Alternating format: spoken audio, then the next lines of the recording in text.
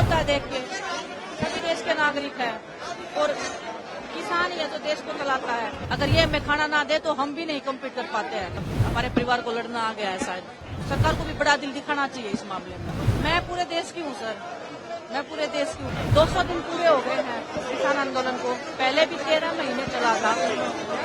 जो मांगे सरकार ने बोला था कि मांगे जाएंगे, वो अभी तक पूरी नहीं है। इसलिए आज जो हिस्से में लोग बैठे हैं 200 दिन पूरे हो गए।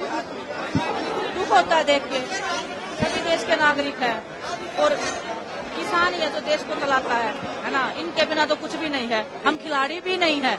अगर ये हमें खाना ना दे तो हम भी नहीं कम्पीट कर पाते हैं। तो बस लाचारी महसूस होती है कई बार कि हम कुछ कर नहीं पाते हैं। हम देश को रिप्रेजेंट करते इतने बड़े बड़े लेवल पे, लेकिन अपने परिवार को दुखी देख के हम कुछ कर नहीं पाते हैं। तो बस सरकार से यही निवेदन है कि सुनना चाहिए। जैसे आपने पिछली बार अपनी गलती मानी थी, आपने माना था कि कुछ गलत हुआ है, उसके बाद आपने जो वादे किए थे वो पूरे करने चाहिए।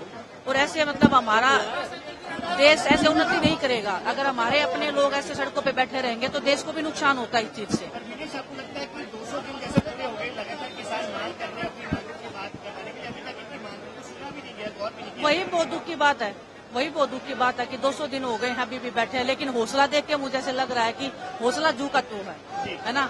जब लंबा कोई आंदोलन चलता है तो लोगों में एक उम्मीद टूटने लग जाती है। क्योंकि हम ऐसी जगह से निकले। जब हम दिल्ली में बैठे थे तो हमारे भी हौसले ऐसे होते था कि पता नहीं कब मानेंगे, है ना।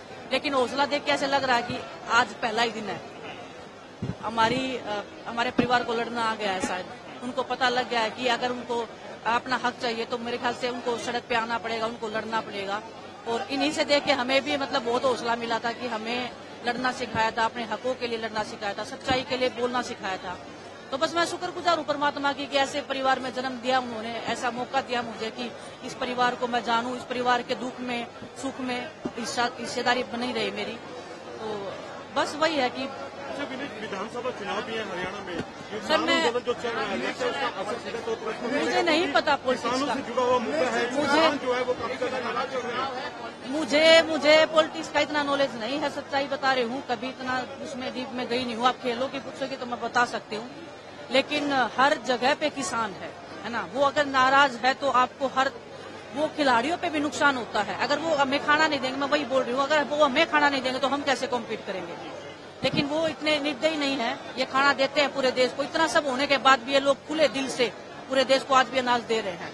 ये चाहे तो सब कुछ बंद कर सकते हैं देश का, लेकिन बड़ा दिल है इनका बहुत ज्यादा। और सरकार को भी बड़ा दिल दिखाना चाहिए इस मामले में।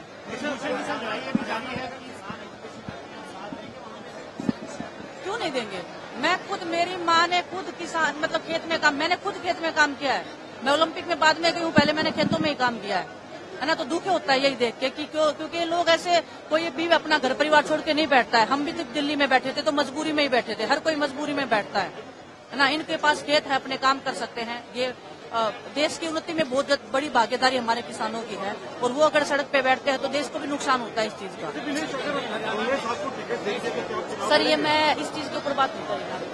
मैं अपने परिवार के बीच में आई हूँ। आप लोग अगर इस चीज को घुमाओगे तो इनका जो लड़ाई है, इनका जो संघर्ष है, उसको आप बेकार करोगे। मेरे पे फोकस नहीं है आज मेरे पे फोकस नहीं है आज मेरे पे फोकस नहीं है। आज हमारे इस किसान को के ऊपर फोकस होना चाहिए आपका। ये मेरी रिक्वेस्ट रहेगी आपसे बस। मैं पूरे देश की हूँ सर, मैं पूरे देश की हूँ। मैं खिलाड़ी हूँ, मैं एक भारत देश की नागरिक हूँ। किस स्टेट में इलेक्शन है उससे मेरा कोई मतलब नहीं रहता है कभी भी। मेरे को बस एक ही पता है कि मेरा देश का नुकसान हो रहा है। मेरे देश के जो किसान है वो परेशान है।